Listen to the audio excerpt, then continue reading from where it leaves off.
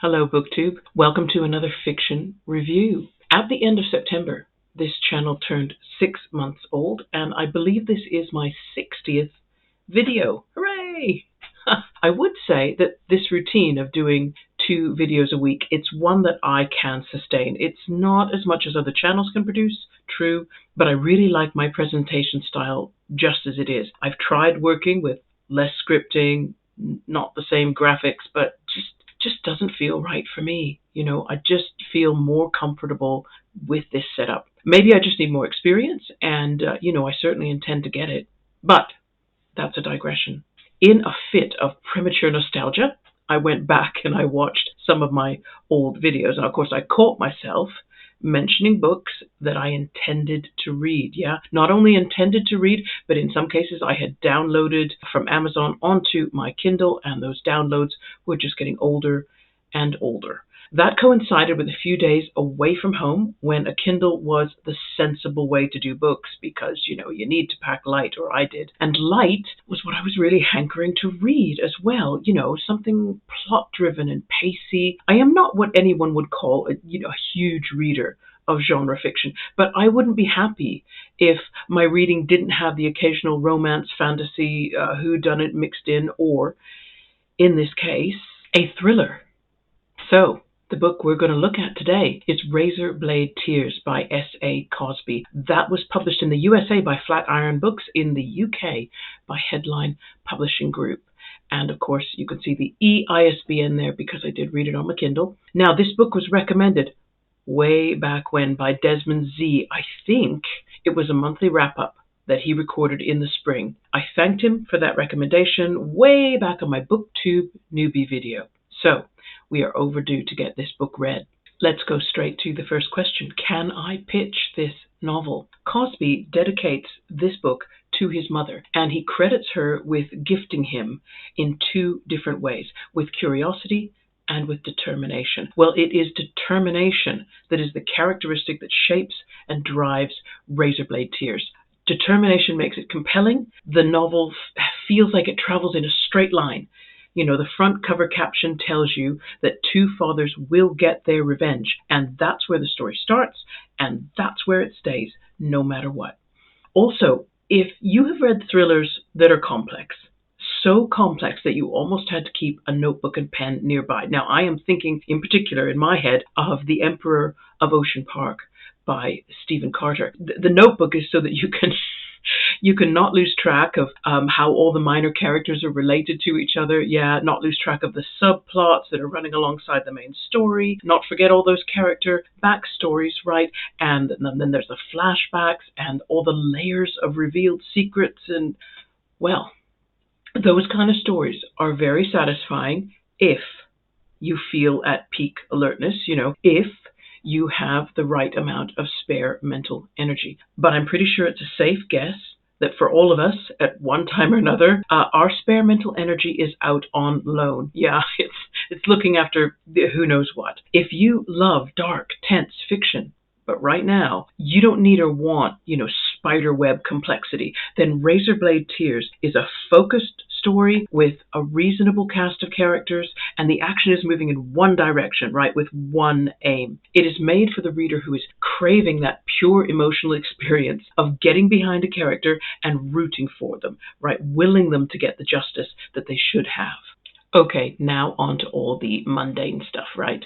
Where did I obtain this book, and how much did I pay? Well, of course, I love my Kindle Fire and my laptop and my mobile with their Kindle app. I don't think I made it any secret that I am in the age group which grew up with only paper books, yeah? And so I did make a really slow transition to ebook reading. I bought the Fire and it sat around for a while and I didn't really use it. Or I started one ebook, I can remember, and read 3 chapters and thought, I don't know if I like this. My brain needed time to develop this new concept of e-reading, what it felt like. And yeah, we got there. We got there. That has happened. Now, whether it will ever feel just as satisfying to scroll through my thumbnail library instead of browsing the shelves of my physical book collection, let me come back to you on that one.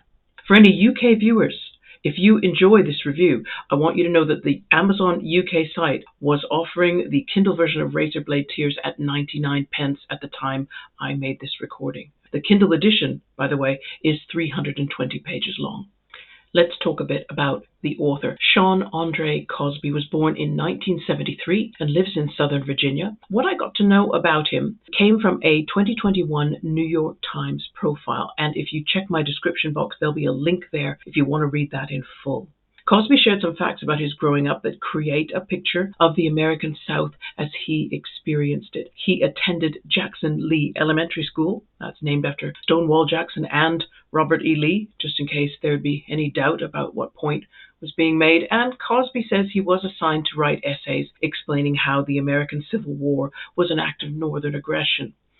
Thankfully, his mother, grandmother, uncle, and an aunt all loved reading, all let him borrow from their collections and learn to love the writers they did. Cosby said it was books that saved him from the real world. He became a tough critic, though, of the fiction that he read, to the point where his mother challenged him to produce something better. And he had his chance when he was in the 6th grade, and if I remember correctly, I think that would have made him 12. He wrote a 75-page werewolf story, which the profile calls pretty gruesome. Cosby told the New York Times that the story worried his teachers so much that they got him an appointment with the school psychiatrist. Okay, wow. Apparently his mother was furious, but Cosby thought it was pretty cool. The article doesn't say, but I wonder how much the reaction of those teachers discouraged him later on, because Cosby kept writing, but he doesn't seem to have talked to many people about his work. It was 2012 when he met another writer, David Lee, who happened to come into the store where Cosby was working. Lee belonged to a publishing collective called Hatton Cross Steampunk, and they were the ones that published Cosby's first novel, Brotherhood of the Blade, in 2014. Cosby's second novel, My Darkest Prayer, was brought out by another small outfit called Intrigue Publishing. And that's how his career seems to have been built, in tiny steps, in little breaks. Now, his big break is such a cool story that I have to read it straight from the New York Times. Quote, "The next one occurred at a crime writing symposium in Florida. Cosby was on stage with several other writers when a woman stood up and began praising the manners and morals of the antebellum South. The moderator raised his eyes, looked over at Sean, and said, 'Do you want to take this one?' He did want to take that one. A Manhattan literary agent, Josh Getzler, was in the audience. He was so taken with Cosby's response that he chased him down afterwards and asked him for a drink. Sean took this fraught situation," Getzler said, "which could have been angry and extended, and without sugarcoating anything, he brought the temperature down with great humanity. I had to meet him." Getzler read the first 50 pages of Blacktop Wasteland and said it read like the kind of fast-moving scene that you get in a film before you see the opening credits. Getzler secured a 2-book contract for Cosby, and that covered Blacktop Wasteland and also Razorblade Tears. Cosby divides his time between writing and helping out at the funeral home, which his wife manages, and his latest book, All the Sinners Bleed, came out in June this year. Now let's describe the setting. Razorblade Tears is set in rural Virginia, so a place where you've got smaller communities, smaller businesses, there are farms, and also there are big tracts of undeveloped land where it's possible to get out of sight. You can imagine how this creates dramatic contrast. This gentle, verdant location is the stage for some very dark underworld action. Now, that gentle, verdant location, by the way, is the inspiration for these rather unthriller-like photographs. You've noticed? Yeah. The protagonist of Razorblade Tears, Ike Randolph, runs a growing landscaping business. And since I don't have a lot of pictures that could be used as cover art for thrillers, I haven't got any nighttime scenes with sharp angled shadows or fog or sinister-looking silhouettes. I'm drawing on my much larger store of garden photography. Describe the narrative viewpoint and the narrative voice. There is a plain-talking, third-person narrator who is so skillfully crafted into invisibility that I honestly had to remind myself that the voice existed at all. The story felt just like living behind the eyes of three characters, Ike Randolph, Buddy Lee Jenkins, and Grayson. And those are the ones whose thoughts and feelings are opened out to us on the pages. Now, Grayson gets less attention, but that's because he's the baddie. And this novel is not attempting a shades of grey approach to its antagonist. Bad is bad in this novel, and good is complicated. This formula, however, it makes Ike Randolph and Buddy Lee Jenkins the best developed characters in the story, and therefore the ones whose future the reader most cares about. Does this novel fit a genre category? Seems like a weird question, doesn't it, when I've been saying thriller, thriller, thriller. But okay, I am not what you would call a seasoned crime thriller noir reader, right? I don't have enough knowledge from past reading to compare Razorblade Tears to other genre titles and decide whether, in the interest of telling a good story, the novel does or doesn't stretch credibility too far for the kind of book that it is.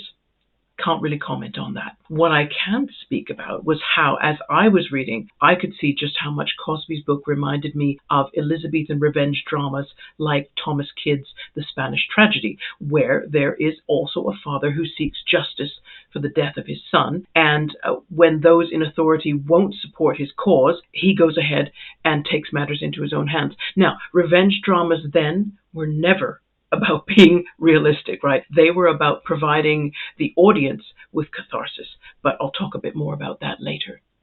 And now a question that I've just added to my fiction reviews. What, if anything, stands out as an aspect of this novel or its author? Well, the label Southern Noir has attached itself to all of Cosby's books. I think it's good to add that at least in this book, Cosby also likes happy endings. Endings where the good guys win and peace is restored. Is there problematic content in this book?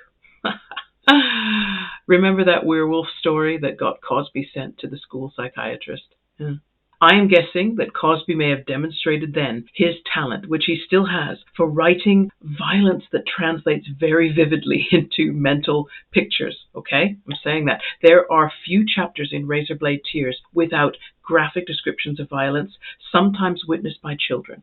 And there are racist, homophobic, and transphobic characters who use the kind of language which earns them those labels. What is the purpose of the problematic content? Well, as I mentioned before, in this novel, bad means bad. But also, I feel Cosby is carrying on a very respected literary tradition that dates back to Elizabethan England. Revenge plays were amazingly popular in the 16th and 17th century, and they were popular precisely because they were very dark and bloody. I remember one of my university tutors telling us that these enraged, violent plays probably supplied a psychological need for catharsis. It was a chance for the audience members to live vicariously through that avenger in the story, and this was needed at the time because there were great inequalities and injustices perpetrated by English aristocrats and clergy on the common people. And it follows that any society that has inequalities and injustice will need good revenge stories. Any suggestions for related or follow-up reading? Well, just speaking personally, Razorblade Tears was one of those emotionally intense kind of reading experiences for me, and I will probably slot something in my next read that's a little different, just to kind of cool down. But what I would love to see in the comments is suggestions, please, for anyone who has read a lot of thrillers besides Cosby's. Can you recommend an author that a Cosby fan might also love? Thank you in advance for that. Now, closing comments. Joseph Francis Burton. I'm gonna shout out to you again because you said something in your response to my Talking Animals video that gave me an idea for a sideline topic. I need to mull over the details, okay? So all I'm going to say is that the Crazy Seagull book will feature, right? Okay. The next video will be a non-fiction review of Jay Perini's biography of Gore Vidal with the telling title, Every Time a Friend Succeeds, Something Inside Me Dies. I'll close on that note, right? Look forward to seeing everybody again soon. Take care. Bye-bye.